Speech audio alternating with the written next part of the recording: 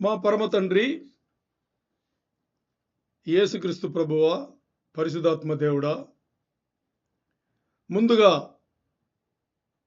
మీ నోటి బూరగా వాడుకోపోయే నన్ను, మీ బిడ్డలైన వినే వాళ్ళందరినీ, మొత్తానికి మమ్మల్ని అందరినీ, ఇక్కడ ఉండేవాళ్ళు, ఆన్లైన్ ఉండే వాళ్ళందరినీ మీకు సమర్పించి, మీరు ఏదైతే పరిశుద్ధ గ్రంథం నుంచి ఈరోజు బోధిస్తున్నారో మాకు మా అందరికీ జీవితంలో కావాల్సినంత మార్పులు తీసుకురావాలని, యేసయ్య పోలికలో మెట్టుగా ఎదగాలని, ఉపదేశంను అడ్డగింప ప్రయత్నం చేస్తున్న సాతాను చీకటి అంధకార శక్తులన్నిటినీ యేసయ్య నామంలో ఈ క్షణమే వెలగొట్టుచు, మహిమ ఘనత ప్రభావం అన్నీ తండ్రి అయిన మీకే ఆరోగిస్తూ యేసయ్య అతి పరిశుద్ధ నామంలో అడిగి వేడుకుని పొందినాం తండ్రి, ఆమేన్.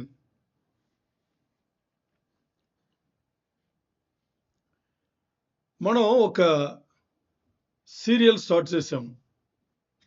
ఎంతమంది టీవీ గుర్తొచ్చింది? సీరియల్ అనగానే ఏమైనా చూసిన అలవాటు ఉందా? అయితే మనలో చాలామంది ఉండదులే. ఉందా ఏమన్నా?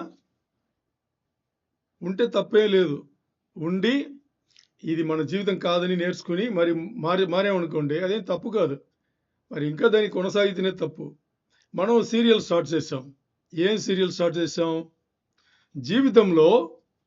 జీవితంలో మనం తీసుకునే నిర్ణయాలు, మనకుండే అవకాశములు ఎలా మనం తీసుకుంటున్నాము అనే ఒక సీరియల్ మనం స్టార్ట్ చేసాం. మేకింగ్ ఏమని రాసాం? గుడ్ చాయిసెస్ కదా. మనకుండే అవకాశములను ఎలా మనం జీవితంలో తీసుకెళ్తున్నాము, దేవునికి సంబంధించిన జీవితంలో ఎలా తీసుకెళ్తున్నాము అనేది మనం పోయిన వారం చూసాం.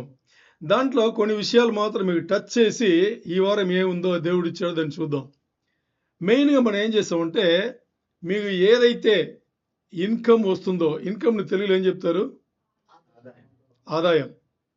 ఓకే. ఏదైతే మీకు నెలగో లేదు 3 నెలలకో 6 నెలలకో సంవత్సరానికి మీకు ఆదాయం వస్తుందో దాని లోపల మీ ఖర్చులు ఉండాలని మాట్లాడాం. గుర్తుందా? ఎవరికైనా గుర్తుంది కదా? సరే. దాని తర్వాత ఎందుకు అది చేసామంటే, పరిశుద్ధ గ్రంథం చెప్పేది అదే. పరిశుద్ధ గ్రంథం వచ్చేసి ఏదన్నా మనం మూర్ఖం అంటే ఇంగ్లీష్లో ఫూలిష్, మూర్ఖత, మూర్ఖులుగా మనం ఏదైనా నిర్ణయాలు తీసుకుని, లేదు మన ముందున్న అవకాశములను తప్పుడు దారిలో మనం వాడుకుని అలాంటి నిర్ణయాలు తీసుకుంటే అది ఓటమికి తీసుకెళ్తుంది. అదే చూసాం. పేదరికముకి తీసుకెళ్తుంది. ఇంకోటి గుండె జబ్బులు వస్తుంది, దీన్ని తీసుకెళ్తుందని చూసాం కదా. ఎందుకు ఇవన్నీ జరుగుతుందంటే, పరిశుద్ధ గ్రంథంలో దేవుడు మనకు చెప్పిన కొన్ని సూత్రాలను పాటించట్లా. బిబ్లికల్ ప్రిన్సిపల్స్ అంటారు ఇంగ్లీష్లో. దానికి తెలుగులో చెప్పాలంటే, నాకు వచ్చిన తెలుగులో మాట్లాడుతున్నా. మీరైనా సరైన తెలుగు తెలిస్తే మీరు నాకు చెప్పొచ్చు, నేను నేర్చుకుంటాను. బిబ్లికల్ ప్రిన్సిపల్స్ అంటే పరిశుద్ధ గ్రంథ సూత్రాలు. అదేనా? ఇంకేమైనా ఉందా? ఉంటే చెప్పండి. అదేనా? ఓకే. ఇప్పుడు దీన్ని మనం పక్కన పెట్టాం. దేనికి? ఎప్పుడో ఏర్పాటు చేసుకున్నాడు దేవుడు మనందరినీ అలా ఏర్పాటు చేసుకున్నా కానీ మనకి తెలుసు, బైబిల్ మనం పాటిస్తే మన జీవితాల్లో అన్ని మంచి జరుగుతాయి, దేవుడు చూసుకుంటాడు అని మనకు తెలుసు. తెలిసినా మనం ఏం చేస్తున్నాం? మనం పాటించాం. తెలిసి పాటించామా లేదు తెలియకుండా పాటించామా అనేది పక్కన పెడదాం. అది ఉపదేశంలో వస్తుంది. పాటించాము మొత్తానికి. అప్పుడు ఆటోమేటిక్గా ఏమవుతుంది? ఈరోజు ఏదైతే జీవితం కలిగి ఉన్నామో, వాళ్ళ జీవితం ఉంది. ఈరోజు ఏదైతే జీవితం కలిగి ఉన్నామో అది మనం తీసుకునే నిర్ణయాలను ఆధారపడింది. మన ముందు దేవుడు ఎన్నో అవకాశములు పెట్టినా మనం ఆ అవకాశములు ఎలా వాడుకుని మన జీవితమును ముందుకు తీసుకెళ్తున్నాము అని దీన్ని పెట్టే ఉంది. మనం కారణమా? దేవుడు కారణమా? మన జీవితానికి ఈరోజు ఇలా ఉండడానికి మనం కారణమా లేదు దేవుడు కారణమా? కదా. చూద్దాం. ఈ ఉపదేశం ఏం చెప్తుందో చూద్దాం. దేవుడా మనమా అని చూద్దాం. సరేనా? అవకాశంలో అవకాశంలో మన ముందు జీవితంలో సాతాను కల్పిస్తాడు. సాతాను వచ్చేసి ఇది తీసుకొని చెప్పడు. ఇది నువ్వు చెయ్యని చెప్పడు. ఆ హక్కు వాడికి లేదు. ఓడిపోయాడు. కదా? ఓడిపోయాడు. సిలువ కార్యంలో 2000 సంవత్సరాల ముందు ఓడిపోయాడు. వాడి హక్కు లేదు. మరి మన జీవితంలో దేవుని పైన ఆధారపడితే తను తీసుకెళ్తాడు. ఇలాగే ఉండాలి అని తీసుకెళ్తాడు. మరి ఇప్పుడు మీరు చెప్పిన సమాధానం దేవుడే అన్నారు.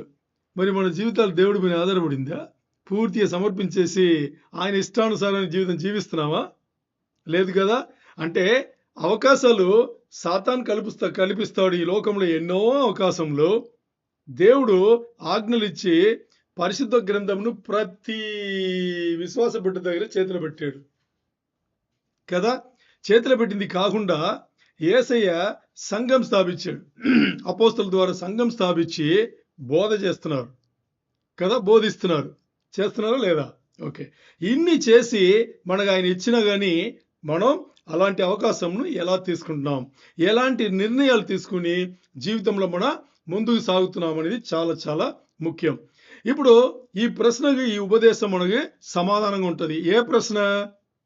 లోకంలో సాతాను కల్పించిన అవకాశములు మనం వాడుకుని జీవితంలో కట్టుకుంటున్నామా?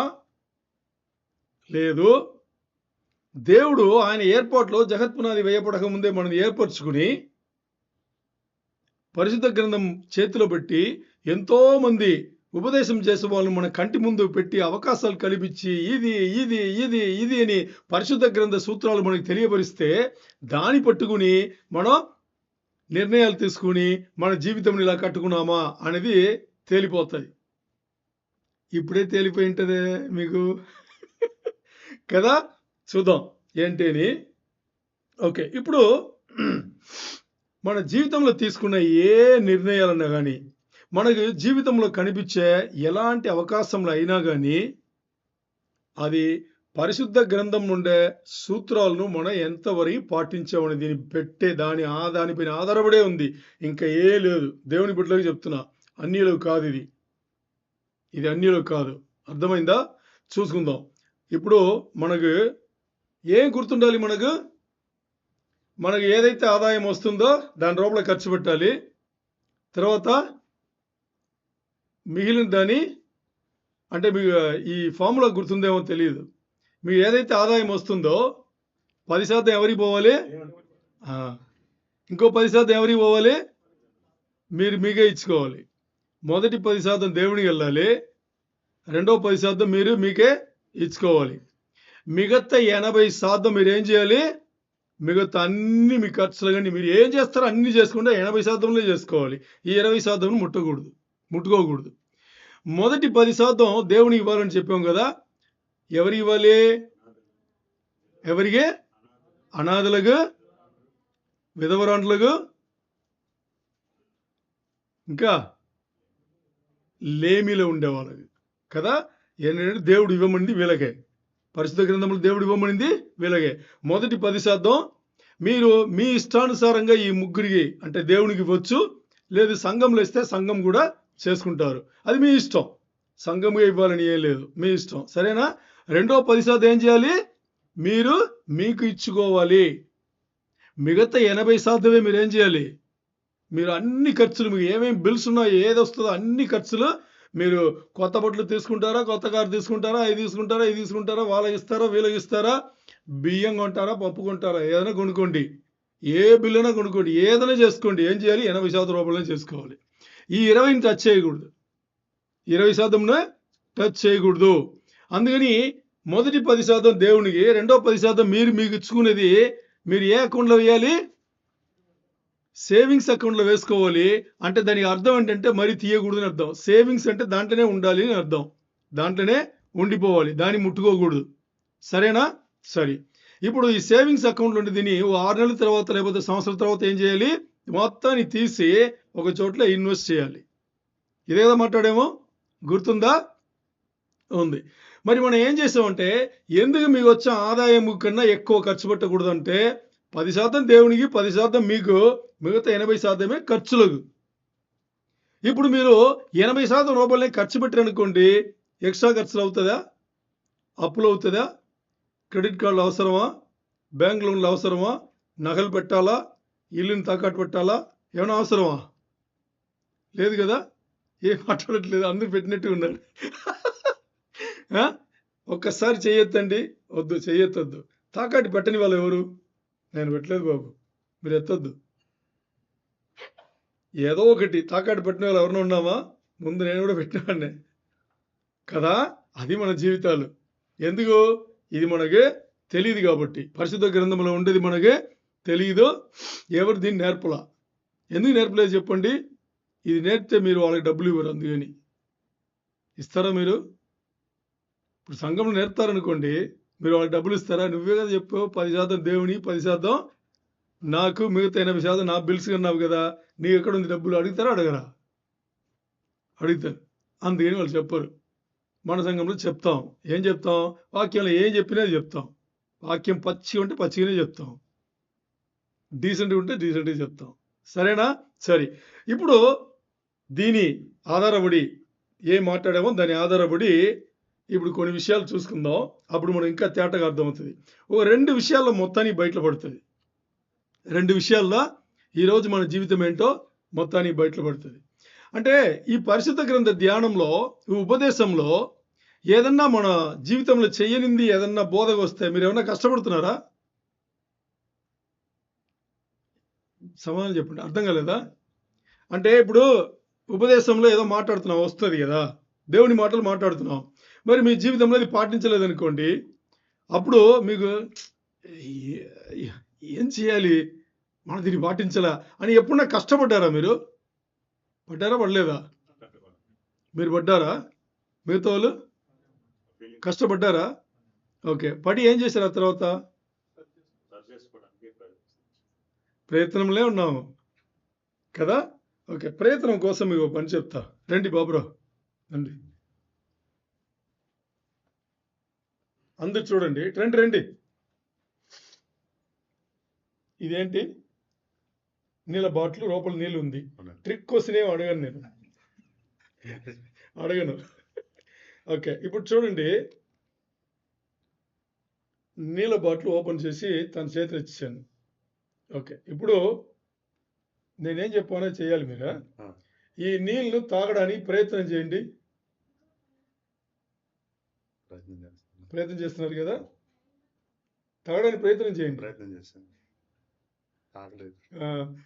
చూసారా? తాగడానికి ప్రయత్నం చేస్తే ఈ బాటిల్ ఉండే నీళ్ళు బాటిల్లోనే ఉంటుంది, కానీ నోటి వెళ్ళదు. ప్రయత్నాలన్నీ అలాగే ఉంటుంది, వెళ్ళచ్చు. ప్రయత్నాలన్నీ అలాగే ఉంటుంది. అంటే నేను ట్రై చేస్తానంటారు కదా, ఆ ట్రై ఎప్పుడు ఉంటుంది, పని మాత్రం జరగదు. అది ప్రయత్నం అనేది. సో ఏం చేయాలి? నేను ఎప్పుడన్నా ప్రయత్నం చెప్పానా? పాటించాలని చెప్తా. పాటించాలంటే ఏంటి? చెయ్యాలి. వాక్యం ఉంటే గుచ్చాలి. వాక్యం ఉంటే ఏమవ్వాలి? ఎక్కడ గుచ్చాలి? హృదయంలో గుచ్చాలి. గుచ్చి ఏం చేయాలి? పాటించాలి. ఇది నా జీవితం, నేను మార్చుకోవాలి అని పౌరుషం రావాలి. ఏ రావాలి? పౌరుషం రావాలి. ఎప్పుడో వచ్చిందా? వచ్చిందా? ఏ అన్నిటికీ మీరే తాగుతున్నారు. అది సరే. ఓ 2 వచనములు చూసుకుందాం. ఈ 2 వచనంలో మన జీవితం, ఈ రోజు ఉన్న జీవితం, దేవునిలో మన కొనసాగాల్సిన జీవితం ఎలా ఉంది అని చూద్దాం. తీసుకోండి, సామెతలు 19:3 మొదటి వచనం ఇది. దీని తర్వాత ఇంకో వచనం చూద్దాం. సామెతలు 19:3 చదవండి. గట్టిగా చదవాలి, మైక్ ఆన్ చేసుకుని మరి ఆఫ్ చేసేయాలి త్వరగా. ఇంకోసారి. ఒకని మూర్ఖత వాని ప్రవర్తనను తారుమారు చేయును. అట్టివాడు హృదయమున యెహోవా మీద కోపించును. ఈ వచనం ఎంత తారుమారుగా ఉంది తెలుసా? ఈ వచనం చూసారా? ఇంకోసారి చదవండి. ఒక్కని మూర్ఖత, ఒక ఫూల్ అనుకంటే ఒకడు ఉన్నాడు, ఫూలిష్ గా నడుచుకుంటున్నాడు. సరేనా? ఫూలిష్ గా నడుచుకుంటాడు. వాని ప్రవర్తనను అంటే ఒకడు ఉన్నాడు, వాడు ఫూలిష్ గా నడుచుకుంటున్నాడు. వాడి ప్రవర్తన ఎలాగుంది అని చూస్తే తారుమారు చేయను. వాడి ప్రవర్తన వాని తారుమారు ప్రవర్తనను వాణి తారుమారు తారుమారు చేయును. చేయును. అట్టివాడు అట్టివాడు హృదయమున హృదయమున యెహోవా మీద కోపించును. యెహోవా మీద కోపించును. కోపించును. నేను ఇంగ్లీష్లో చెప్పి మీకు చెప్తా, ఎందుకంటే తెలుగులో అంత సరైన పదాలు వాడట్లేదు ఈ వాక్య వచనముకు. ఇంగ్లీష్లో చెప్తా. ఏముందంటే ఇంగ్లీష్లో నేను ఎన్ఎల్టీ నుంచి చదువుతున్నా, సరేనా? ఇక్కడ people ruin there lives by their own foolishness. అంటే జనాలు ఏం చేస్తున్నారంటే వాళ్ళ సొంత మూర్ఖత వల్ల, జనాలు ఏం చేస్తున్నారు, వాళ్ళ సొంత మూర్ఖత వల్ల కొన్ని పనులు చేసుకుని జీవితమును తారుమారు చేసుకుంటున్నారు. అర్థమైంది ఇప్పుడు మీకు? క్లియర్గా ఉందా? ఏం చెప్తున్నారు? జనాలు ఏం చేస్తున్నారంటే వాళ్ళ సొంత మూర్ఖత వల్ల, వాళ్ళ జీవితములను, వాళ్ళ ప్రయత్నాల వల్ల, వాళ్ళ జీవితంలో జీవించే విధానం వల్ల వాళ్ళు ఏం చేస్తున్నారు, వాళ్ళ జీవితమును తారుమారు చేసుకుంటున్నారు. తారుమారు అంటే మీకు అర్థమైందా? ఏమర్థమైంది చెప్పండి? ఎందుకంటే తారుమారు మనం కామన్గా తెలుగులో వాడే పదం. ఏదన్నా ఒకటి ఇలా చేయాలి, దాన్ని సరిగ్గా చేయలేదంటే దాన్ని తారుమారు అంటాం, అంతేనా? బట్ ఇక్కడ ఇంగ్లీష్లో వాడబడిన పదం తారుమారుకి రూయిన్ అనిసింది. రూయిన్ అంటే ఏమవుతుందో తెలుసా? మీ జీవితాన్ని మీరే నాశనం చేసుకుంటున్నారు అని దీనికి తెలుగులో తారుమారు అనే పదం వాడబడింది. క్లియరా? ఓకే. అలాంటి వాళ్ళు ఏం చేస్తారంట, వచనం చెప్తుంది, అలాంటి వాళ్ళు ఏం చేస్తారంట, హృదయం ద్వారా, అంటే మామూలుగా కాదు, హృదయం ద్వారా వాళ్ళు ఏం చేస్తారంట, తండ్రి మీద కోపించుకుంటారంట. తండ్రి మీద కోపించుకుంటారంట.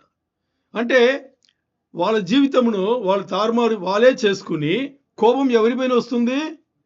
దేవుని పైన. ఇది కరెక్టా? అందుకే మనం ముందు ఏం మాట్లాడామో, ఈరోజు మనం ఎలాంటి జీవితం కలిగి ఉన్నామో అది మనం చేసిన ప్రయత్నములు, మనం చేసిన ప్రవర్తనలు, మనం చేసిందే.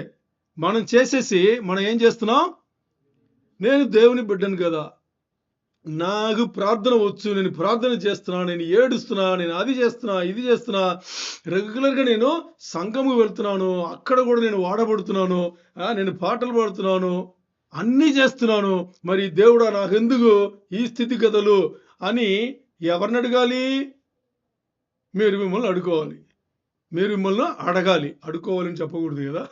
మీరు మిమ్మల్ని అడగాలి, ప్రశ్నించుకోవాలి. మరి ఎవరిని ప్రశ్నిస్తున్నట్టు ఇక్కడ ఉంది వచనంలో? దేవుని పైనే హృదయం, అంటే హృదయానుసారంగా ఏం చేస్తున్నారు, ఏంటి దేవా నన్ను ఇలా చేస్తున్నావు, నేను నీ బిడ్డను కాదా, అది కాదా, ఇది కాదా, వాడు చూడు వాడిని అలా జీవించావు, ఆశీర్వదించావు, నన్ను మాత్రం ఇలా చేసావు అని ఎవరిపైనా, దేవుని పైన మనం కోపం వస్తుంది మనకి. ఇది మన జీవితంలో మన ప్రయత్నాల వల్ల, మన ప్రవర్తనల వల్ల మనం ఏం చేస్తున్నాం, మనం తప్పు చేసేసి దేవుని వైపు చూసి ఏం చేస్తున్నాం, అడుగుతున్నాం. ఇక్కడ ఎందువల్ల మన జీవితంలో ఇలాంటి ప్రయత్నములు, ఇలాంటి ప్రవర్తనలు జరుగుతుందంటే మనం ఏం చేస్తాం, తెలియకుండానో కావాలనో మనం తీసుకున్న నిర్ణయాల వల్ల, లేదు మన ముందున్న అవకాశంను సరిగ్గా వాడని మనకి తెలియట్లా. అలాంటి పరిస్థితుల్లో మీరు మిమ్మల్ని బ్లేమ్ చేసుకోవాలి కానీ దేవుణ్ణి బ్లేమ్ చేసే అవసరం లేదు, చేయాల్సిన అవసరం లేదు, చేయకూడదు.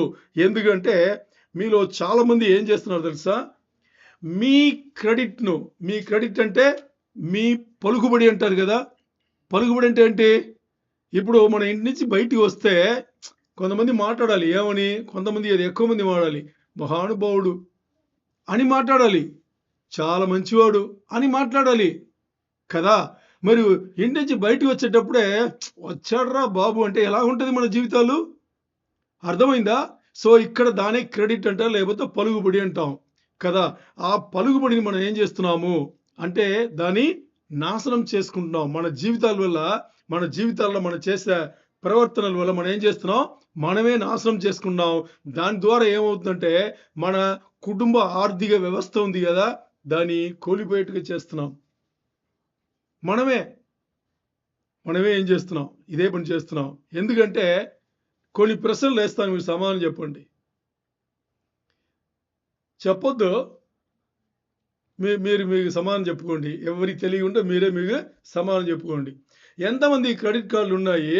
అది కంటి రప్ప వరకు ఉన్నాయి. ఎందుకు నేను ఇంతవరకు చెప్పలా? అది దాటిపోయింది అనమాట. ఎంతమంది ఉన్నాయి? ఆలోచన చేసుకోండి.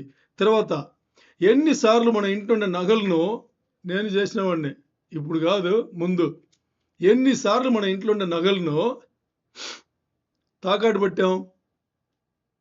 పెట్టిన తాకట్టును మరి తీసుకోకుండా ఇంకొంచెం ఎక్కువగా పెట్టామా లేదా?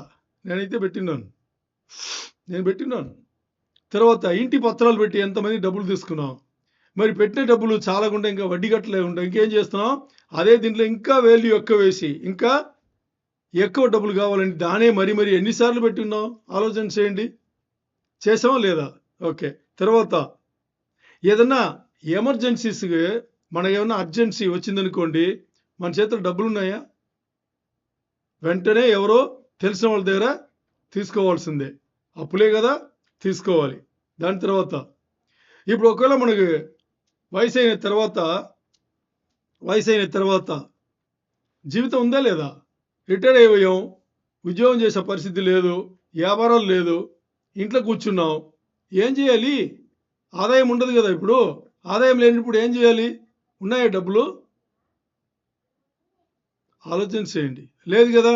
ఎందుకు లేదంటే నెలకు వచ్చే ఆదాయంలో మొన్న మాట్లాడుకున్నాం, 10,000 వచ్చే చోట్ల 12,000 ఖర్చు పెడుతున్నాం. ఆ 2,000 ఎక్కడి నుంచి పెట్టాం? క్రెడిట్ కార్డు నుంచి పెట్టాం, నగలను తాకట్టు పెట్టి పెట్టాం, లేకపోతే అక్కడెక్కడ తీసుకుని పెట్టాం. అంతేనా? అలా పెట్టి చివరిలో వచ్చేటప్పుడు ఏమైంది? ఏమి లేకుండా కూర్చున్నాం. అంటే ఇక్కడ ఎవరినో పాయింట్అవుట్ చేసి మిమ్మల్ని ఏదో గుచ్చి మాడాలి అలాంటి ఏ ఉద్దేశం లేదు. వాక్యం నుండి మాట్లాడుతున్నా. అర్థమైందా? మీలో మార్పు తీసుకొచ్చి జీవితాలు మార్చుకోవాలంటే మార్చుకోండి.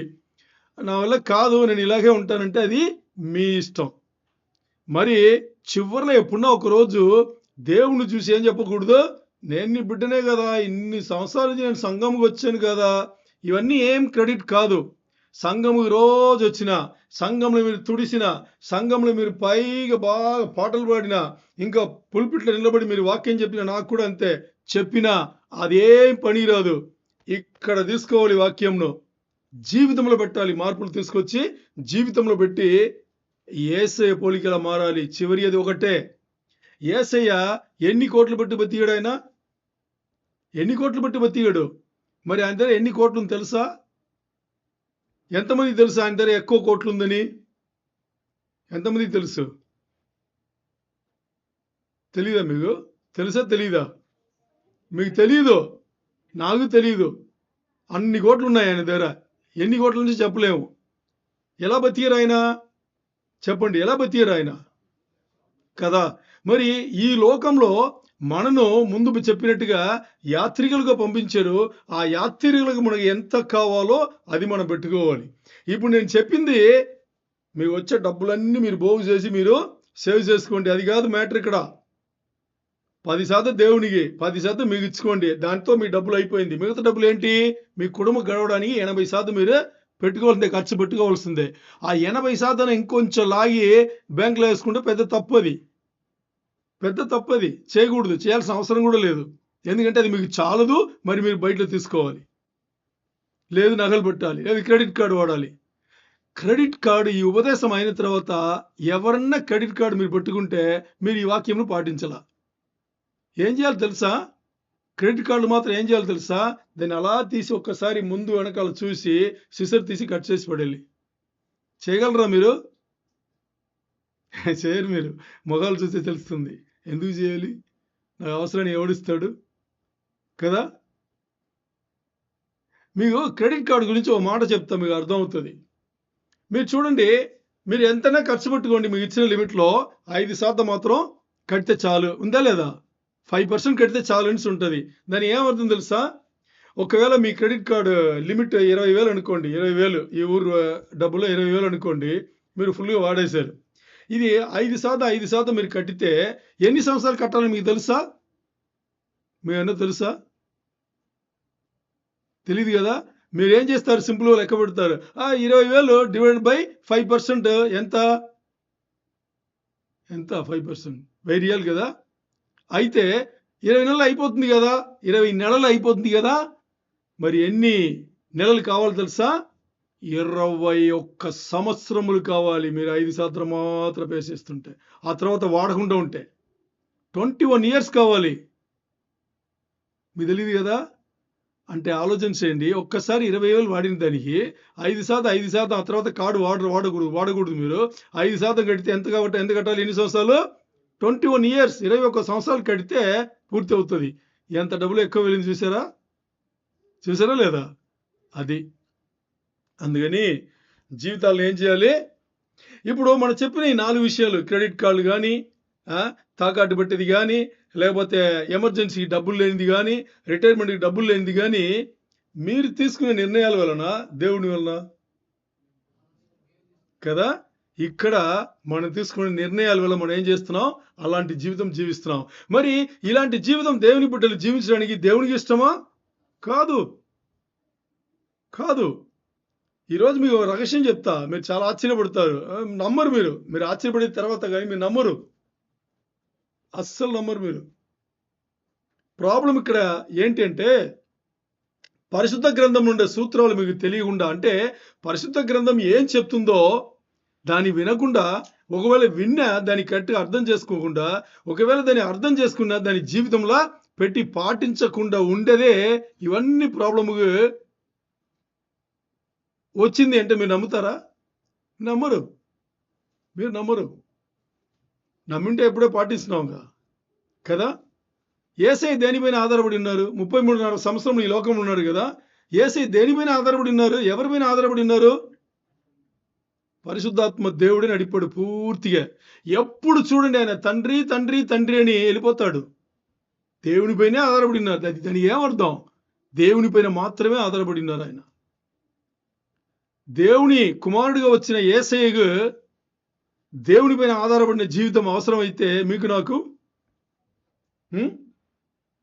ఈరోజు మీ జీవితంలో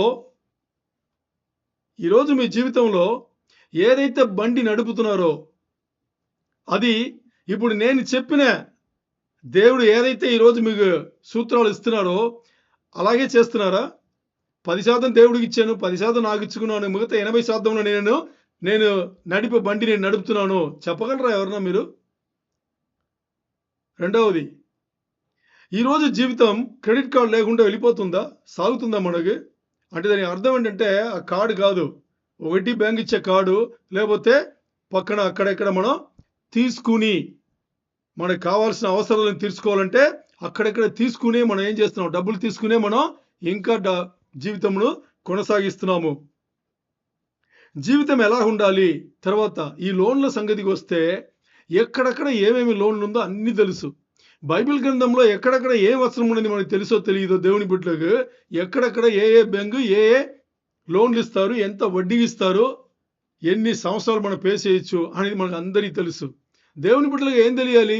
లోకం తెలియాలా? దేవుడు తెలియాలా? దేవుడు తెలియాలి. మరి దేవుని బిడ్డ ఎక్కువ ఏం తెలిసింది? లోకం తెలుసు, లోకం ఎక్కువ తెలుసు.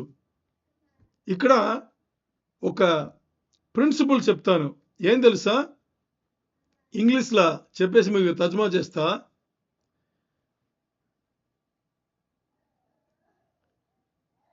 Play now pay later. Play later pay now. అర్థమైందా మీకు? ఇక్కడ you play now pay later అంటే you play now pay later. ఇప్పుడు ఎంజాయ్ చేసుకోండి, ఇప్పుడు జీవితంలో మంచిగా బాగా ఎంజాయ్ చేసుకోండి, క్రెడిట్ కార్డులు వాడండి, తాకట్లు పెట్టండి, అన్ని చేసుకోండి. మన శక్తికి మించిన బళ్ళు తీసుకుని మనం నడుపుతాం, మన శక్తికి మించిన ఇల్లు కట్టుకుందాం, మన శక్తికి మించి పిల్లలకి మనం అది చేద్దాం ఇది చేద్దాం, ఇవన్నీ ఇప్పుడు చేసుకోవచ్చు. ఇది ప్లే నౌ, ఎంజాయ్ చేయడం. మరి దీనికి ప్రతిఫలములు ఉంటుంది కదా, ఎప్పుడు వస్తుంది? అది తర్వాత వస్తుంది. అది ఇప్పుడు మీరు చెయ్యాలా? మీకు అర్థమైందా? లేదు, ఇప్పుడు కష్టపడదాం. దేవుడు ఏదైతే చెప్పినారో, దేవుని గ్రంథంలో ఏదైతే ఉందో, ఏదైతే సూత్రాలు, ఏదైతే వచనములు, ఏదైతే వాక్యములు మనకు వచ్చిందో దాన్ని పాటిస్తాం. దేవుడు చెప్పిన రీతిగా జీవితం సెట్ చేసుకుందాం.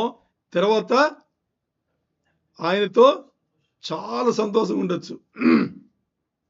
మీ వల్ల మీకు ఇది మీకు జీర్ణమైతే నాకు పెద్ద విషయమే. విడవడిన గుంపులు ఉండడానికి మీకు ఇష్టమా? లేదు కదా. మరి ఇప్పుడు చేసే పనులన్నీ విడవబడ గుంపులో ఉండేట్టుగానే చేస్తూ నేను వెళ్ళిపోవాలంటే ఎలాగెళ్తాం? ఒక్క పనిన ఎత్తబడే గుంపులో ఉండేటివి చేస్తున్నామా? జరుగుతుందా? అన్నీ మీరు ఏదైనా చూడండి, ఉదయం లేచిన దాని నుంచి నైట్ పడుకున్న తర్వాత వచ్చే కళలు కూడా అలాగే ఉంది. ఎలాగా? విడవబడ గుంపులు ఉన్నట్టుగానే ఉంటుంది.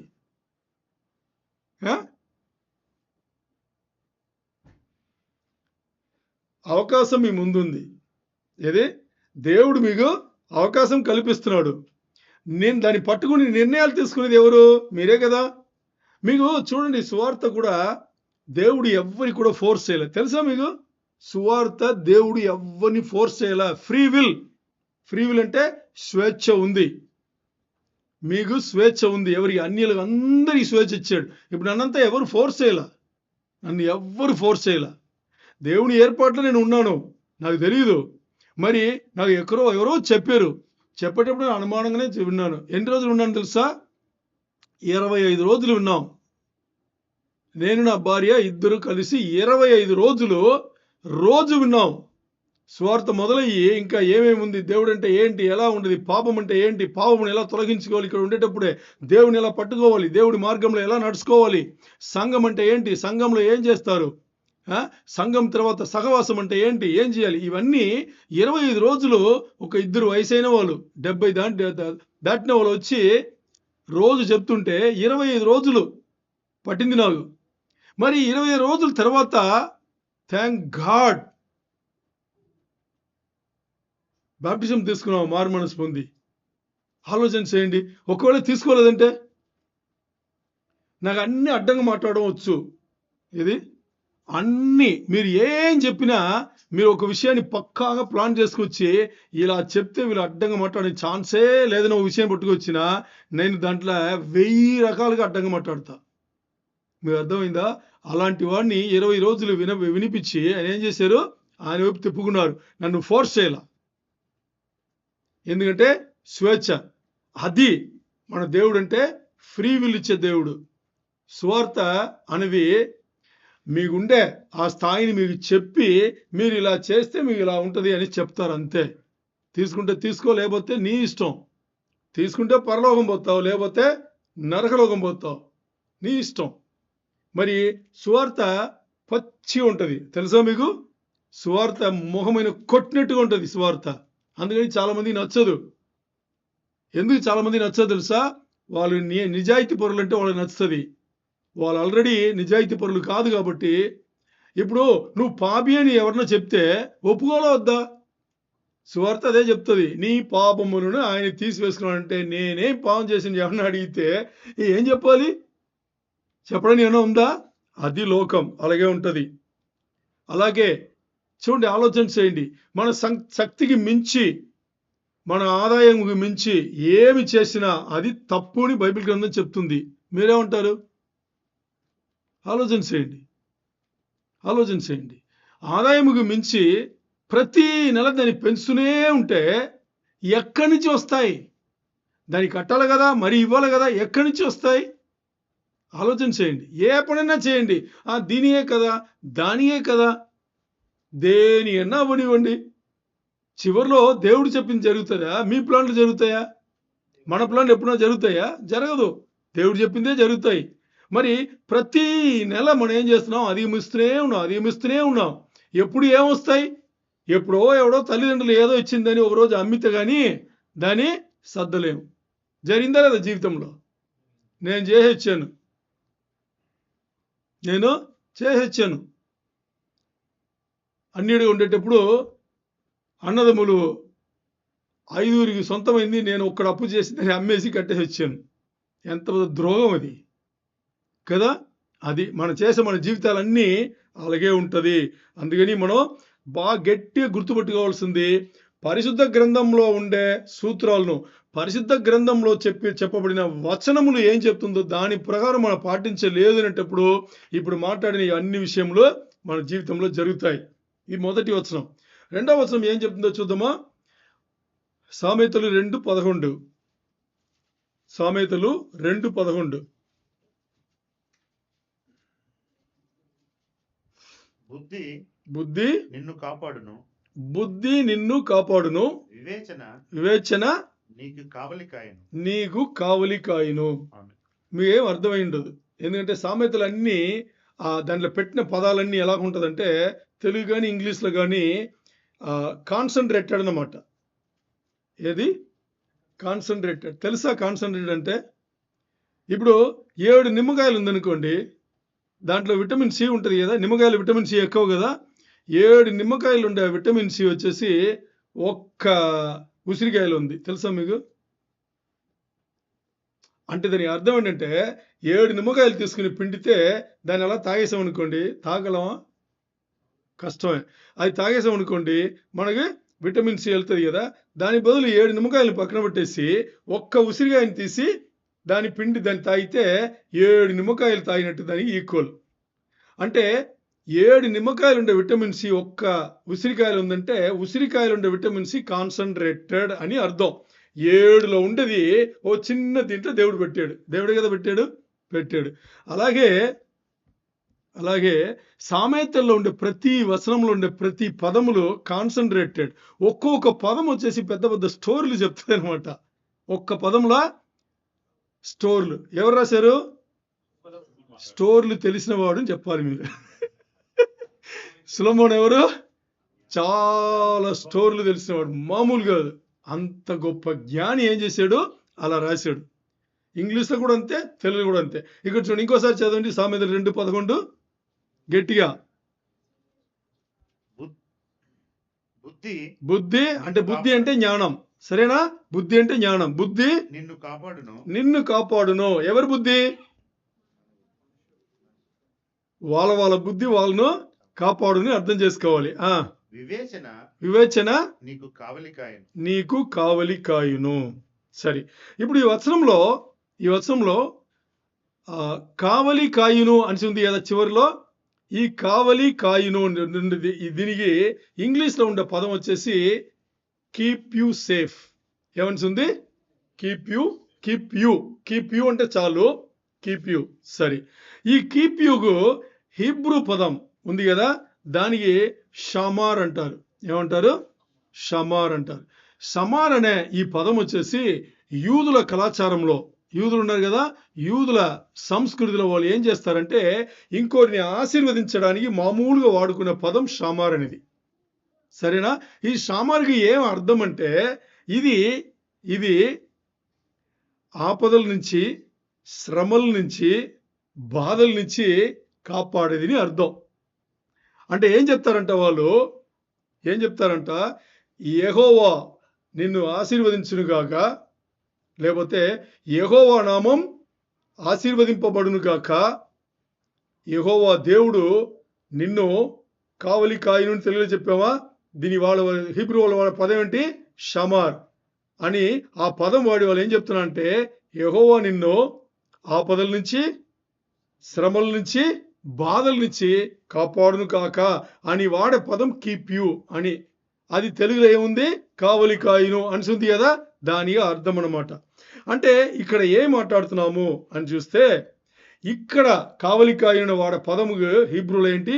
షమార్. అంటే ఇన్నిటి నుంచి నిన్ను కావలి కాయును. దేని నుంచి? ఆపదల నుంచి, శ్రమల నుంచి, బాధల నుంచి. ఏంటంటే అది వివేచన చేస్తుంది. వివేచనకు ఇంగ్లీష్లో వాడబడిన పదం అండర్స్టాండింగ్. అంటే అండర్స్టాండింగ్ అంటే దాని ఏమర్థం తెలుసా? వివేచన తెలుగు పదానికి అర్థం చెప్తే, వివేచన అనగానే జస్ట్ చూసి తీసుకునేది కాదు, దాన్ని జీవితంలో పాటించాలి. ముందు భాగం చూస్తే ఏముంది? సామెతలు 2:11 బుద్ధి నిన్ను కాపాడును. బుద్ధి అంటే వాళ్ళ బుద్ధి. తండ్రి బుద్ధి కొడుకు కాదు, కొడుకు బుద్ధి కొడుకు, తండ్రి బుద్ధి తండ్రికి. కాపాడును అని. ఇక్కడ బుద్ధి అనగానే మనం ఏం చేస్తాం? బుద్ధి అంటే ఏంటి? జ్ఞానం కదా. అంటే తెలివి ఉంది కదా, జ్ఞానం, తెలివి. ఈ తెలివి మనని ఏం చేస్తుందంట? మనను ఆపదల నుంచి, శ్రమల నుంచి, బాధల నుంచి కాపాడును. అంటే అక్కడ ఇవన్నీ ఈ బుద్ధి ఎక్కడి నుంచి తెచ్చుకోవాలి అని చూస్తే, ఈ బుద్ధి ఎక్కడి నుంచి తెచ్చుకోవాలి అని చూస్తే 2 ఆప్షన్లు ఉన్నాయి మనకు. ఏది? బుద్ధి ఎక్కడి నుంచి తెలుసుకోవాలి, ఎక్కడి నుంచి తెచ్చుకోవాలి అనేది 2 అవకాశాలు ఉన్నాయి. ఒకటి లోకం నుంచి తెచ్చుకోవచ్చు, లేకపోతే దేవుడి నుంచి తెచ్చుకోవచ్చు. మరి లోకం నుంచి తెచ్చుకుంటే ఎంతవరకు నడిపింది మనం ఇంతవరకు? ఇప్పుడు ఏదైతే ఇబ్బందులు ఇక్కట్లకు ఉందో మన జీవితం ఉందో దీనియే నడిపింది. ఎందుకంటే ఇంతవరకు మనం వాడింది లోకం తెలివి, లోకం నుంచి మనం తీసుకునే తెలివి కదా, ఆ జ్ఞానం, లోక జ్ఞానం తీసుకున్నాం. మరి ఎవరిపైనా ఆధారపడితే జీవితాలు మారిపోతాయంటే అది దేవుడి పై నుంచి మనకు అందరికీ తెలుసు. ఇక్కడ వచ్చిన ఇబ్బంది ఏం తెలుసా? ఇక్కడ వచ్చిన ఇబ్బంది మనకి లోకం నుంచి తీసుకుంటున్నామా, దేవుడి నుంచి తీసుకుంటున్నామా అనే దీంట్లో కన్ఫ్యూషన్. కొన్ని సమయంలో మనం తెలిసి చేస్తాం, కొన్ని సమయంలో తెలియకుండా చేస్తాం. మీరు మీ జీవితంలో తెలిసి చేసినా తెలియకుండా చేసినా లాస్ అవ్వేది మీరే కదా, నష్టపోయేది ఎవరు? తెలిసి తప్పు చేసినా తెలియకుండా తప్పు చేసినా నష్టపోయేది మన జీవితంలో మనకే కదా. అందుకని ఏం చేయాలి? దానికే బుద్ధి నిన్ను కాపాడును. ఏ బుద్ధి? ఆలోచించండి. ఏ బుద్ధి కాపాడును? లోక బుద్ధా, దేవుని బుద్ధా? లోక బుద్ధి అంటే ఎలాంటిది అనేది ఇంతవరకు మనకు తెలిసిపోయింది. ఇన్ని సంవత్సరాల జీవితంలో లోకం సంబంధించిన లోకానుసారమైన జ్ఞానం కానీ, తెలివి కానీ, బుద్ధి కానీ మనల్ని ఎంతవరకు తీసుకెళ్తుంది అని మనకు తెలుసు. మరి తెలిసి కూడా మనం ఏం చేస్తాం? కొన్ని సందర్భాల వల్ల మనం ఏం చేస్తాం? ఆ లోక బుద్ధినే వాడుకుంటాం. మరి ఇక్కడ వాక్యం ఏం చెప్తుంది? బుద్ధి నిన్ను కాపాడునంటే వాక్యం లోక బుద్ధిని గురించి మాట్లాడుతుందా? కాదు. ఇక్కడ బుద్ధి అని మాట్లాడేది దేవుడు మనకిచ్చే బుద్ధి. దేవుడు మనకు బుద్ధి ఎలా ఇస్తున్నాడు? బైబిల్ గ్రంథం నుంచి సూత్రాల ద్వారా, వచనాల ద్వారా, వాక్యాల ద్వారా ఆయన ఏం చేస్తున్నాడు? బుద్ధిని ఇస్తున్నాడు. ఓకే, ఇది మనం 2 విధంగా చేస్తాం. ఒకటి తెలిసి చేస్తాం, లేకపోతే తెలియకుండా చేస్తాం కదా. ఎక్కువ సార్లు ఏం చేస్తాం? తెలియకుండానే చేసుకుని దాంట్లో దొరికిపోతాం. తెలిసి ఒక్కసారి చేస్తే తెలియకుండా ఎన్నిసార్లు చేస్తాం? 10 సార్లు చేస్తాం. మరి తెలిసి చేసినా తెలియకపోయి చేసినా నష్టపోయేది మనమే. ఓకే, ఇప్పుడు వచ్చిన ప్రాబ్లం ఏం తెలుసా? ఇక్కడ వచ్చిన ప్రాబ్లం ఏంటంటే మనకి కావాల్సినంత, మీకు నాకు మన అందరికీ కూడా మనకి కావాల్సినంత పరిశుద్ధ గ్రంథ అవగాహన మనకు లేదు. ఎందుకంటే దేవుడు మాట్లాడేది ప్రతి దానికి పరిశుద్ధ గ్రంథంలో సమాధానం ఉంది, ఆన్సర్ ఉంది. నేను దీని ముందే మీకు పంచుకున్నా. నేను దీని ముందు పనిచేసిన కంపెనీలో పెద్ద మీటింగ్ జరుగుతుంది. 2 పార్ట్నర్స్, వాళ్ళే ఓనర్స్ ఉన్నారు. డైరెక్టర్స్ అందరూ కూర్చున్నాం. పెద్ద మీటింగ్ అది, డిసిషన్ అంటే నిర్ణయాలు తీసుకున్న మీటింగ్. ఆ మీటింగ్లో 12 మంది ఉన్నాం. దాంట్లో ఒక 3 నాన్ ముస్లిం, అంటే ముస్లిం వాళ్ళు కాదు, ఓ 3, మిగతా అందరూ వాళ్ళే. ఇప్పుడు ఆ కంపెనీ నడిపే ఒక ఆయన వచ్చేసి ముస్లిం, ఆయన సౌదీ ఆయన, ఇంకో ఆయన కొరియన్. అర్థమైందా మీకు? ఓకే, ఇప్పుడు చాలా తీవ్రంగా ఉంది కాన్వర్సేషన్, మాటలు వచ్చి చాలా తీవ్రంగా మాట్లాడుతున్నాయి. ఎందుకంటే హై లెవెల్ మీటింగ్ కదా, చాలా తీవ్రంగా ఉంది. తీవ్రంగా ఉంటే ఒక ఆయన చెప్తున్నాడు, కాదు అది మనం పెట్టాము, దాన్ని మనం మార్చివేయలేము అన్నాడు. ఇంకొక ఆయన ఎవరెవరు చెప్తే దానికి ఆ సౌదీ ఓనర్ ఏం చెప్పాడు తెలుసా? ఆశ్చర్యంగా ఉంది. అదేంటి బైబిలా, మార్చి రాయలేవా, మార్చు అన్నాడు. మీ ఏమని అర్థం కాలేదా? ఆలోచన చేయండి. అదేం బైబిలా, మార్చలేవా, మార్చు, మనం పెట్టిందే కదా, మార్చు అన్నాడు. ఆయన నోట్ల వాళ్ళ పుస్తకం రాలా. ఆయన నోట్ల, ఆయనకు అప్పుడే 62 సంవత్సరములు, పండిన పండు. ఆయన నోట్లో ఏమొచ్చింది? ఇదే వచ్చింది. ఎందుకు? దేవుడు పెట్టాడు. వాళ్ళే అలాగుంటే మార్చలేమో అనేది వాళ్ళకే అర్థమైతే, దేవుడు అర్థం చేపిస్తే మీరేనా ఎలా ఉండాలి? పట్టుకోవాలి నిప్పులాగా. అదే. సో ఇక్కడ మన తెలియకుండానే చేస్తాము. మరి ఎందుకంటే మనకు కావాల్సినంత పరిశుద్ధ గ్రంథ ఆ అవగాహన అనేది మనకి లేదు కాబట్టి మనం అలా వెళ్ళిపోతున్నాం. మరి ఎందుకు లోకం వైపు వెళ్ళిపోతున్నాం అంటే అది ఎక్కువ దాంట్లోనే ఉన్నాం. దానికి తెలుసు కాబట్టి టక్కమని నిర్ణయం తీసుకుని దానిపైన వెళ్ళిపోతున్నాము. తప్పు చేస్తున్నాం అనే ఫీలింగ్ కూడా లేకుండా వెళ్ళిపోతున్నాం. చాలా చాలా ఇంపార్టెంట్. అలాగే మనం బైబిల్ ఏమన్నా ఇవ్వలేదా? ఆలోచన చేయండి. పరిశుద్ధ గ్రంథంలో చెప్పండి ఏమన్నా ఉందా? అన్నీ ఉన్నాయి. మీరేంటో ఉన్నాయి. మీరు ఎలాంటి జీవితం కలిగి అంటే దాన్ని పాటిస్తే మీరు ఎలాంటి జీవితం కలిగి ఉండాలో ఉన్నాయి. మీ పిల్లల్ని ఎలా మీరు తీసుకెళ్ళాలి, వాళ్ళ పెంపకం ఎలా ఉండాలని ఉన్నాయి. మీ తల్లిదండ్రులతో మీరు ఎలా బిహేవ్ చేయాలని ఉన్నాయి. భర్త భార్యతో ఎలా ఉండాలని ఉన్నాయి. భర్త భార్యతో ఎలా ఉండాలని ఉన్నాయి. భార్య భర్తతో ఎలా ఉండాలి, అన్నీ ఉన్నాయి. లేనిది లేదు, అన్నీ ఉన్నాయి. మరి ఇక్కడ ఏం కొదవా? అది మనం తెలుసుకోలేదు. తెలుసుకునే దాంట్లో కొదవ. ఇంకా మన జీవితానికి కావాల్సినంత మనం తెలుసుకోవట్లేదు. అంటే తెలిస్తే చేసేస్తాం కదా. మరి తెలియదు, ఏం చేయాలి ఇప్పుడు? తెలుసుకోవాలి. ఓకే, ఇక్కడ నేను ఒకటి చెప్తా, అది మీకే షాక్ ఉంటుంది. ఏం చెప్తాను తెలుసా? మీలో చాలా మందికి మీకు ఏం తెలియదనే తెలియదు. మీకు అర్థమైందా? మీలో చాలా మందికి మీకు ఏమి తెలియదనేదే తెలియదు. ఏమి తెలియదు అని తెలిస్తేనే కదా తెలుసుకోవడానికి ప్రయత్నం చేస్తాం. ఏమేమి తెలియదని మనం తెలియ ఉండేటప్పుడు మన పరిస్థితి ఎలాగుంది? చాలా ఘోరమైన పరిస్థితి ఇది. నాకేం తెలుసు, ఏమి తెలియదు అనేది మనకి తెలిసి ఉండాలి. అదే మనకి తెలియదు. అలాగనేటప్పుడు మన జీవితం చాలా ఘోరమైపోతుంది. అది మీకు అర్థమైతే చాలు. ఇప్పుడు మనకి తెలియదు అనుకోండి, అదేనా పెద్ద ప్రాబ్లం అంటే ప్రాబ్లం కాదు. ఎందుకు? మనకి తెలియదు. తెలిసిన వాళ్ళ దగ్గర తెలుసుకుందాం. ప్రాబ్లం ఏంటి? తెలుసుకోవచ్చు కదా. మనకి తెలియంది తెలిసిన వాళ్ళ దగ్గర తెలుసుకోవచ్చు కదా. మరి తెలిసిన వాళ్ళ దగ్గర తెలుసుకోవడానికి ఏమైనా సిగ్గు ఏమన్నా ఉందా? ఏమీ లేదు. మనకి తెలియదు, వాళ్ళకి తెలుసు, కనుక్కుందాం. ప్రాబ్లం ఏముంది? దానికి అడ్డొస్తుంది. ఏది? అహం, అదే ప్రెస్టీజ్ అంటారు కదా, అది వస్తుంది మధ్యలో. ఇవన్నీ ఉంటే పని రాదు.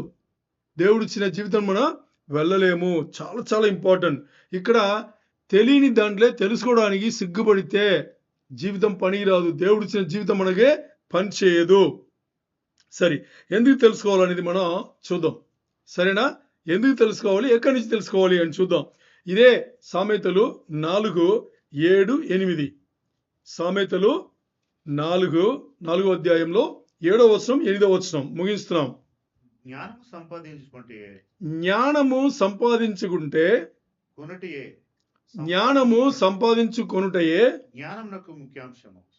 జ్ఞానమునకు ముఖ్యాంశము. నీ సంపాదన అంతయు ఇచ్చి బుద్ధి సంపాదించుకొనుము. దాని గొప్ప చేసిన దేని? బుద్ధిని గొప్ప చేసిన ఎడల అది నిన్ను ఏది? బుద్ధి నిన్ను హెచ్చించును. దాని కౌగిలించిన ఎడల అది నీకు ఘనతను తెచ్చును. డైరెక్ట్ ఏమన్నా అర్థమైందా? ఇప్పుడు చదివిన వరకు ఏమన్నా అర్థమైందా? అర్థం కాల? అర్థం అవ్వందే మంచిది.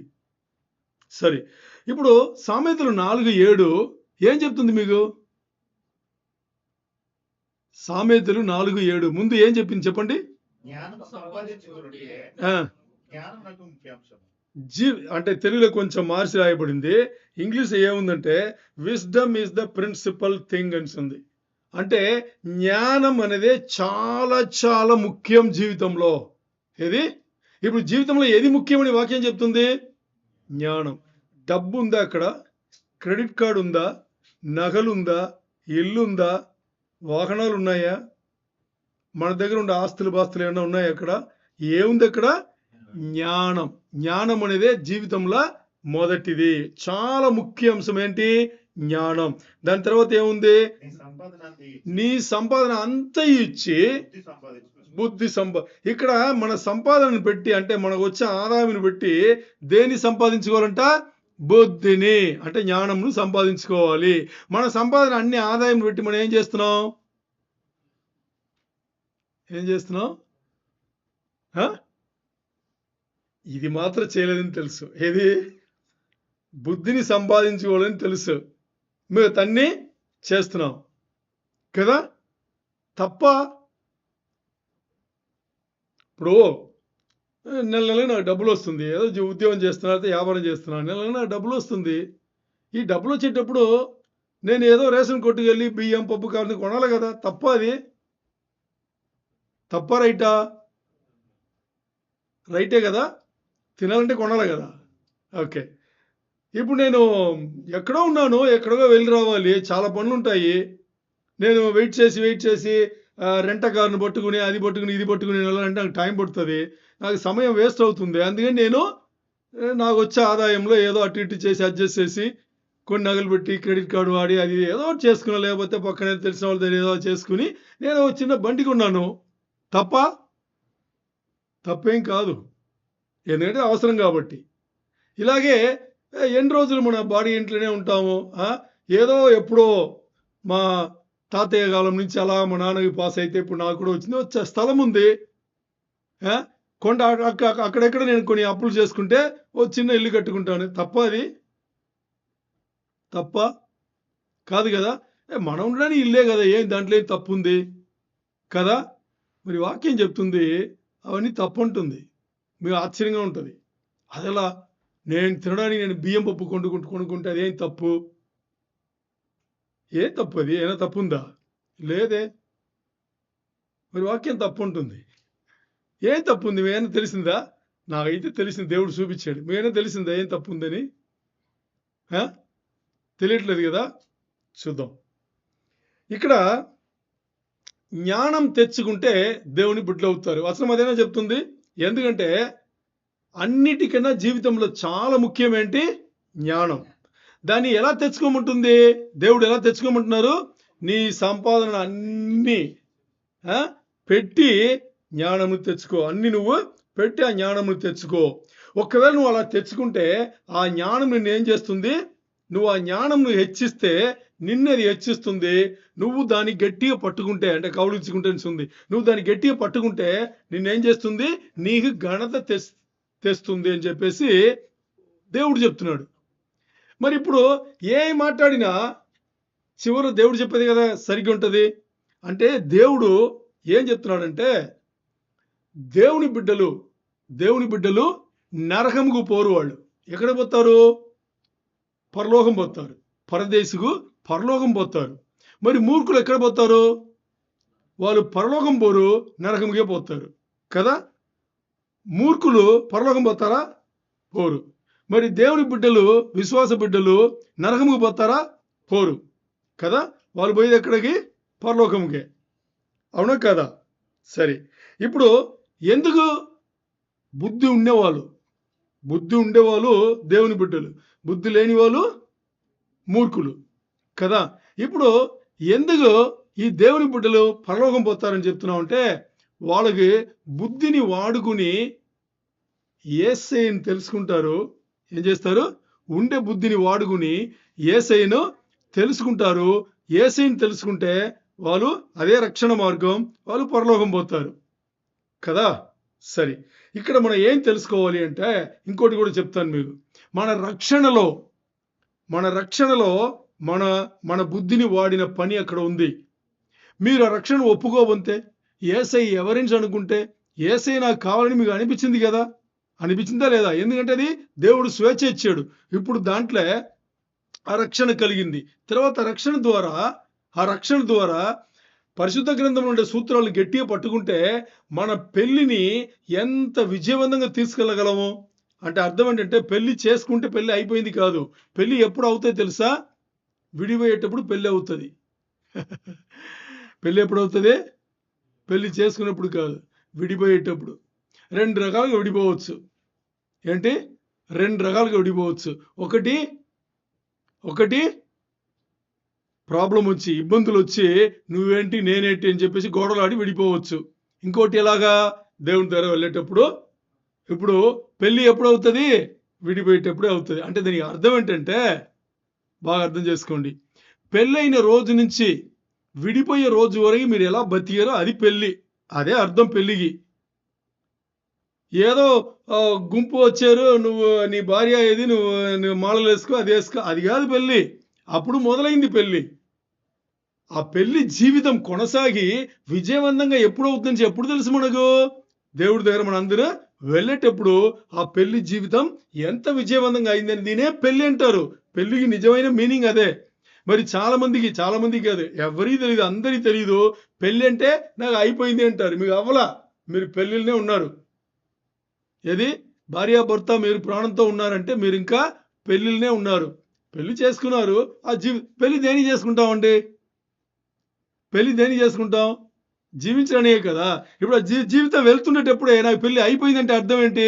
ఒకటి నువ్వు భార్య అన్నా కోల్పోయి ఉండాలి, లేదు భార్య భర్త అన్నా కోల్పోయి ఉండాలి. పెళ్లి అయిపోయింది అంటే. పెళ్లి ఇంకా అవ్వలా, ఇప్పుడే అప్పుడు మొదలైంది. ఇప్పుడు పెళ్లి జీవితం కొనసాగుతుంది.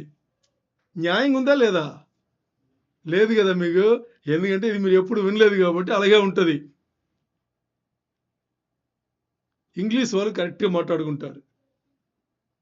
ఇంగ్లీష్ వాళ్ళు ఏం చేస్తారు? I have a good marriage అంటారు. అంటే అర్థం ఏంటంటే నేను నా భార్య సంతోషంగా ఉన్నాము దేవునిలో అంటారు వాళ్ళు. మనకి అయిపోయింది అంటాం. ఎక్కడైపోయింది?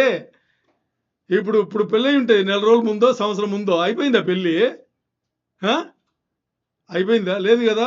మొదలైంది పెళ్ళి అవ్వేది దేవుడు పిలుచుకునేటప్పుడు. అలాగే పిల్లల పెంపకం పరిశుద్ధ గ్రంథంలో ఉండే సూత్రాల ప్రకారం మన పిల్లలను పెంచమనుకోండి, అది పిల్లల పెంపకం అంటారు.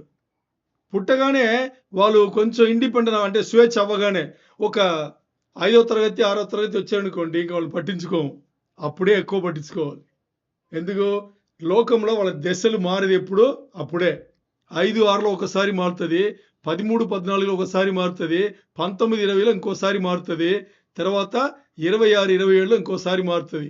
ఇవన్నీ వాళ్ళు ఈ లోక జ్ఞానం తీసుకుని మారుతూనే ఉంటారు. ఈ బుద్ధి ముందు మనకుండాలి, దీన్ని వాళ్ళకి నేర్పాలి. మనం ఎవరు నేర్పలా, మనం ఏం నేర్పుతాం? పోనీ నేర్పితే వింటామా? అది. అందుకని ఇక్కడ చక్కగా ఉంది ఈ వచనం. సింపుల్ ఒక లైన్లో ఉంది, చాలా చక్కగా ఉంది. దీన్ని మనం ఏం చేస్తామంటే దీన్ని పోయిన వారం చేసినట్టుగా ఈ వారం కూడా ఎక్కడ జ్ఞాన మనిషి ఉందో, ఎక్కడ బుద్ధి మనిషి ఉందో అక్కడ ఏం చేయొచ్చు? మనం పరిశుద్ధ గ్రంథ సూత్రాలు అని ఆ పదం పెట్టి మనం చదువుతాం. తెలివిన వాళ్ళు చదవండి, బుద్ధి ఉండే వాళ్ళు చదవండి.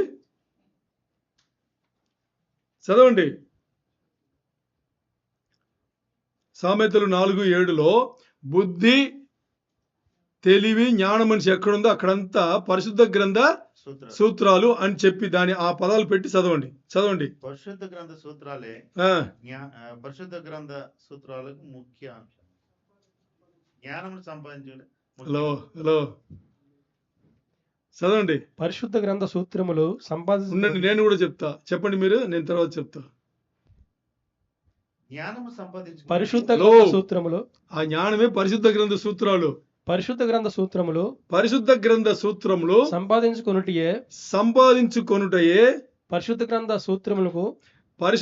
సూత్రములకు ముఖ్య అంశము. ఇంకా నీ సంపాదన అంతయు ఇచ్చి పరిశుద్ధ గ్రంథ సూత్రాలను సంపాదించుకొనుము. దాన్ని గొప్ప చేసిన ఎడల, దేని గొప్ప చేసిన ఎడల? పరిశుద్ధ గ్రంథ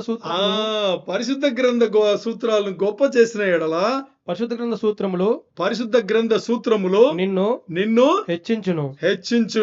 పరిశుద్ధ గ్రంథ సూత్రములను కౌగిలించిన ఎడల పరిశుద్ధ గ్రంథ సూత్రములు నీకు ఘనత తెచ్చును. ఇప్పుడు అర్థమైందా మీకు? అదేంటి పరిశుద్ధ గ్రంథ సూత్రములు అంటే. ఓకే, ఇప్పుడు నేను రహస్యం అని చెప్పాను కదా. ఏ రహస్యం తెలుసా? ఎంతమంది రెడీ ఉన్నారు రహస్యం తెలుసుకోవడానికి? అంటే దీనికి అర్థం ఏంటి? విని జీవితంలో పాటిస్తాను. ఇప్పుడు చేయొద్దండి. ఎత్తట్లేదు. ఎంత ధైర్యం నీకు! సంఘంలో కూర్చుని మొదట్లో అడిగింది లోకపరంగా చెయ్యొచ్చేతావు, మరి నిన్ను దేవుని పరంగా అడిగితే చేయత్తట్లేదు. ఓకే, రహస్యం ఏంటంటే ఇప్పుడు మీకు ఆదాయం వస్తుంది కదా, సరే బాగానే ఉంది. ఒక ఉదాహరణకి 10,000 అనుకోండి, ఈ డబ్బులో 10,000 మీకు వస్తుంది. మంచి డబ్బులే, 10,000 తక్కువ, మంచి డబ్బులే, అన్ని చాలా పనులు చేసుకోవచ్చు. ఇప్పుడు ఈ 10,000లో మీరు ఏం చేస్తున్నారు? ఈ 10,000లో ఏం చేస్తున్నారు? దేవునికి 10% ఇవ్వాలి. ఇంతవరకు ఇవ్వలేదు, ఇప్పుడు ఇద్దాం. ఇవ్వచ్చా? ఇవ్వచ్చు. మీకు ఇవ్వాలి, మీకు 10% మీరు ఇచ్చుకోవాలి. ఇస్తారా? ఇంక ముందు సైలెంట్ ఇదే ఇస్తారా ఇవ్వరా? మీకే కాదండి, ఇస్తారు కదా, సరే 10% వెళ్ళిపోయింది. మిగతా 80% ఏం చేస్తారు కదా? సరే, ఇప్పుడు నేనేమంటున్నానంటే మీ ఆదాయం వచ్చేసి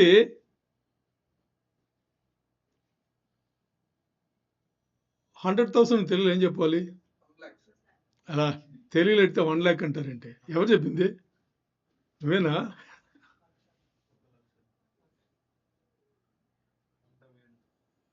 ఒక్క 100,000 కదా అని చెప్పాలి. ఓకే, 100,000 మీకు అర్థమైంది కదా ఇప్పుడు? అంటే 1,00,000 అని అనుకుందాం, 1,00,000. నేనేమంటున్నాను, మీరు లోకంను అనుసరించి లోక జ్ఞానమును వాడుకుని, బాగా సీరియస్గా అర్థం చేసుకోండి, ఎందుకంటే పాటించాలి. మీరు లోకమును అనుసరించి లోక జ్ఞానమును తీసుకుని మీరు కష్టపడి 10,000 తెచ్చుకుంటున్నారు, సరేనా? దేవుడు ఏమంటున్నాడంటే, నేను మీకు 10,000 వస్తుంది కదా, నేను చెప్పేది మీరు వింటే నేను మీకు 1,00,000 ఇస్తా. నేను మీకు 1,00,000 ఇస్తా.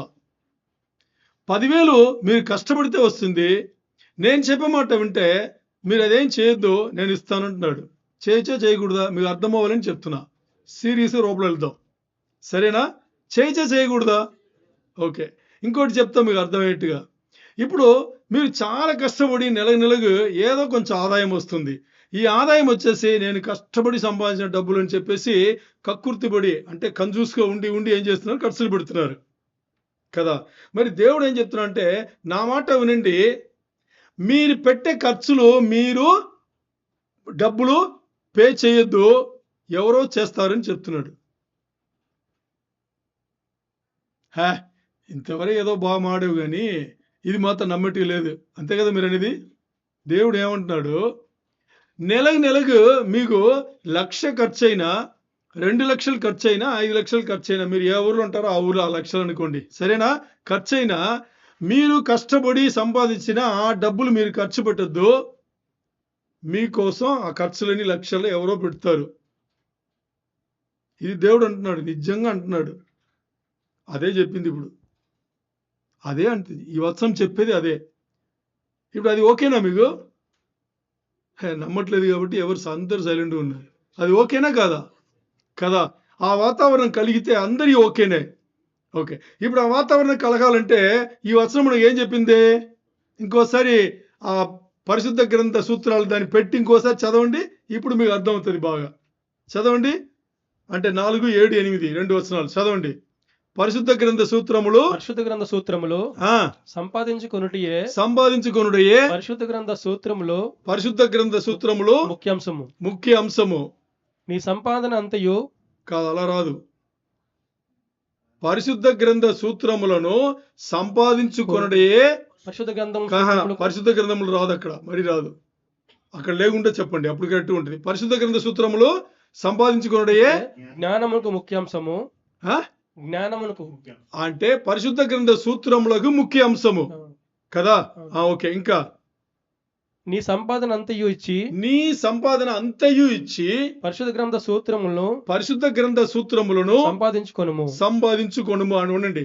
ఇక్కడ దేవుడు మాట్లాడేది చాలా తేటగా మాట్లాడేది ఏంటంటే, జీవితంలో పరిశుద్ధ గ్రంథ సూత్రములు చాలా చాలా చాలా చాలా ముఖ్యం, అంతేనా? ఓకే, తర్వాత అంత ముఖ్యమైన పరిశుద్ధ గ్రంథ సూత్రములను మీరు ఏం చేయాలి? మీ దగ్గర ఏముందో మీ సంపాదన అంతా పెట్టి మీరు ఏం చేయాలి? దాన్ని సంపాదించుకోండి, అంటే తెలుసుకోండి. పరిశుద్ధ గ్రంథంలో ఏముందో దాన్ని తెలుసుకోండి, దాన్ని సంపాదించుకోమన్నారు కదా. ఇప్పుడు 8 ఏం చెప్తుంది? పరిశుద్ధ గ్రంథ సూత్రములు గొప్ప చేసిన అంటే మనం మన జీవితంలో పరిశుద్ధ గ్రంథ సూత్రములను వాక్యానుసారమైన జీవితం మనం జీవిస్తుంటే, చదవండి, పరిశుద్ధ గ్రంథ సూత్రములు ఆ పరిశుద్ధ గ్రంథ సూత్రములు నిన్ను హెచ్చించును. అంటే పరిశుద్ధ గ్రంథం ఉండే వచనములు వాక్యములు నిన్నేం చేస్తది? హెచ్చించుతుంది. పరిశుద్ధ గ్రంథ సూత్రములు కౌగిలించిన ఎడల, అంటే దాని ఇంకా ఎక్కువ పట్టుకొనిన ఎడల పరిశుద్ధ గ్రంథ సూత్రములు మిమ్మల్ని ఏం చేస్తుంది? ఘనతను తెచ్చును. మీ జీవితంలో ఘనత తెచ్చింది. అర్థమైందా మీకు? మరి చేయడానికి ధైర్యం ఉందా? చేయడానికి ధైర్యం ఉందా? ఆలోచించండి. దేవుడు దీనికన్నా క్లారిటీ ఇంకా మాట్లాడడానికి అవకాశం లేదు. అంత క్లారిటీ చెప్తున్నాడు. నన్ను పట్టుకో, నేను రాపిచ్చిన పరిశుద్ధ గ్రంథమును పట్టుకో, వచనమును పట్టుకో, వాక్యమును పట్టుకో, దాన్ని నువ్వు పాటించు, నీ జీవితం ఎలా కొనసాగుతుందో నేను చూస్తా అంటున్నాడు. నీ జీవితం ఎలా కొనసాగుతుందో నేను చూసుకుంటా, నువ్వేం చేయాల్సిన అవసరంలా. నీ జీవితంలో నువ్వు 10,000 నువ్వు కష్టపడి నువ్వు సంపాదించి నువ్వు చాలా కకృతిగా నువ్వేం చేస్తున్నావు? ఇది తక్కువ, దీని పెడితే అది చాలదు, అది పెడితే ఇది చాలదు అని నువ్వు కష్టపడుతున్నావు. అది ఏ కష్టం నీకు వద్దు. నువ్వు నేను చెప్పిన మార్గంలో నువ్వురా, నా మాటలు నువ్వు విను. నీకు ఎంత ఖర్చైనా ఎవడో పెడతాడు. నీ ఎంత ఖర్చైనా ఎవడో పెడతాడు. ఇది రహస్యం. ఈ రహస్యం ఎవరన్నా జీవితంలో నెరవేరిందా? మా జీవితంలో నెరవేరింది. ఈరోజు నేను పెట్టే ఖర్చు, మా కుటుంబానికి పెట్టే ఖర్చు మేము సంపాదించి మేము పట్ల ఎవరో సంపాదిస్తున్నారు, ఎవరి ద్వారానో సంపాదిస్తున్నారు. ఎవరినో దేవుడు అలాట్ చేసి సంపాదించి ఆయన ఏం చేస్తున్నాడు? మమ్మల్ని పోషిస్తున్నాడు. సంఘ డబ్బులు అనుకోవద్దు. సంఘ డబ్బులు కాదు. సంఘ డబ్బులు అస్సలు ముట్టుకోవాలా. సంఘ డబ్బులు సంఘానికే. సంఘ డబ్బులు అస్సలు ముట్టుకోలే. రూపాయి ముట్టుకోలే. ఇంకా దేవుడు ఈరోజు మాకు ఇచ్చిన జీవితం ఎలాంటి జీవితం? ఎవరో సంపాదిస్తున్నారు, మాకు పెడుతున్నారు వాళ్ళు. ఇది మీకు అర్థం కాదు. ఎప్పుడు మీకు అర్థమో తెలుసా? ఎప్పుడు మాలాంటి జీవితం మీకు వస్తున్నారో అంటే దేవుడే గతి, దేవునికే సమర్పించుకుని పరిశుద్ధ గ్రంథంలో ఏం చెప్పబడిందో అలాంటి వాక్యానుసారమైన జీవితం ఎవరైతే జీవిస్తారో వాళ్ళ జీవితం మొత్తానికి, ఆ కుటుంబ జీవితం మొత్తానికి దేవుడు చూసుకుంటాడు, పంపుతాడు. ఎవరెవరిని పంపాలో అందరిని పంపించి మీ జీవితంలో మిమ్మల్ని చక్కగా చూసుకోవడానికి ఎవరెవరినో దేనిగా పనిలో పెట్టి వాళ్ళు మీకోసం పరిగెడతారు. మరి మీరు ఏం చేస్తారు? దేవుని సేవలో మీరుంటారు. దేవుడు చెప్పిన మార్గంలో మీరు నడుచుకుంటారు. అలాంటి జీవితం కావాలా? లేదు, నేను సంపాదించిన ఆదాయంలో, నేనే కష్టపడి సంపాదించిన ఆదాయంలో నేనే కష్టపడి చాలకుండా నేను ఖర్చు పెట్టాలి అని మీరు మీ స్థానికి వెళ్తారో వెళ్ళండి. అది దాని వెల మీరే చెల్లించాలి. మరి దేవుడు ఏం చెప్తున్నాడు? నా మార్గంలో మీరు వస్తే, నా మాటలు వింటే, పరిశుద్ధ గ్రంథం ఉండే సూత్రాలు మీరు పాటిస్తే, వాక్యానుసారమైన జీవితం మీరు జీవిస్తే, మీకు కావాల్సినది మీకు ఎంత కావాలో దానికన్నా ఎన్నో రెట్లు ఎక్కువ దేవుడు ఎవరి ద్వారానో అరేంజ్ చేసి మీకు వచ్చేట్టుగా చేస్తున్నాడు. మీ డబ్బులు చేస్తున్నాడు. ఏ జీవితం కావాలి? నాకు తెలుసు 100 మంది ఉపదేశం ఉంటే 99 మందికి ఇది అర్థం కాదు, నమ్మను కూడా నమ్మరు. పచ్చి నిజం ఇది. మా జీవితం నెరవేరింది. పచ్చి నిజం ఇది. ఎలాంటి జీవితం కావాలి? ఈరోజు మనం మాట్లాడిన, ధ్యానం చేసిన అన్ని వచనములు అదే చెప్తుంది. అన్ని వచనములు అదే చెప్తుంది. మీరు ఎక్కడ ఏదన్నా వినండి, ఈ వచనములకు అర్థం అదే, దేవుడు మాట్లాడేది కూడా అదే. అలాగా ఎన్నో కొన్ని వందల వేల మంది, లక్షల మంది, కోట్ల మందికి ఇది నెరవేర్పు కూడా వచ్చింది. దాంట్లో ఆ గుంపులో మీరు కూడా ఎందుకు ఉండకూడదు? దేవుడు ఈరోజు ఈ మాటలు మనకి సెలవిచ్చాడు. దేవునికే మహిమ కలుగును గాక.